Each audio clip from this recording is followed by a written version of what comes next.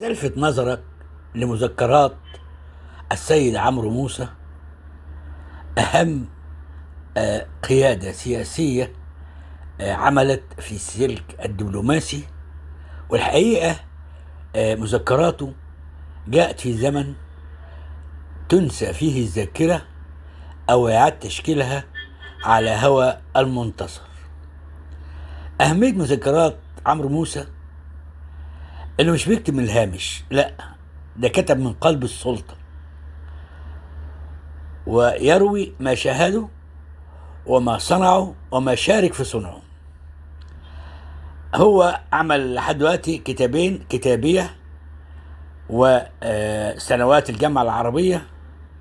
والحقيقة كان كتب مقدمة جميلة قوي بيقول فيها: منذ أن غادر منصب رئاسة لجنة الخمسين اللي تولت صياغة الدستور المصري عام 2014، باتت صفة السابق تلاحقه في كل محفل: السفير السابق، وزير الخارجية السابق، الأمين العام السابق لجامعة الدول العربية، المرشح الرئاسي السابق، رئيس لجنة الخمسين السابق.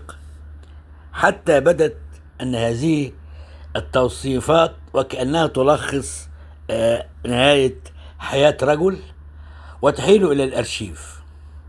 ومن هنا هو عمل هذه المذكرات عشان يقول أنه بيرفض ذلك، والذي يشغله هو القادم لا الماضي. اللي حرر المذكرات بصراحة كتب كلام جميل بيقول إن كان تقديرنا خلال مناقشاته في كلية الإعلام عام 2001 إن رحيل السيد عمرو موسى عن وزارة الخارجية لما ساب الخارجية كانت رياح خماسين سياسية. وقال إن يعني ده حصل تشويش على دور الرجل المهم، وهو يعني فعلا عمرو موسى مهم. وقال إن ده تقريبا تم فعل فاعل بعد أن نجح في أن يجعل مواقفه النخبوية في السياسة الخارجية محط إعجاب الفلاحين والعمال والموظفين ورواد المقاهي. وكانت أغنية شعبان عبد الرحيم الشهيرة: بحب عمرو موسى وبكره إسرائيل خير معبر عن هذه الحالة من التعلق الشعبي في مصر والعالم العربي بهذا السياسي المرموق.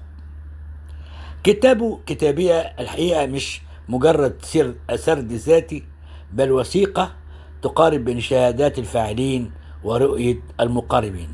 حبيت ألفت نظرك إلى مذكرات عمرو موسى، وهي مذكرات هامة عشان تقراها.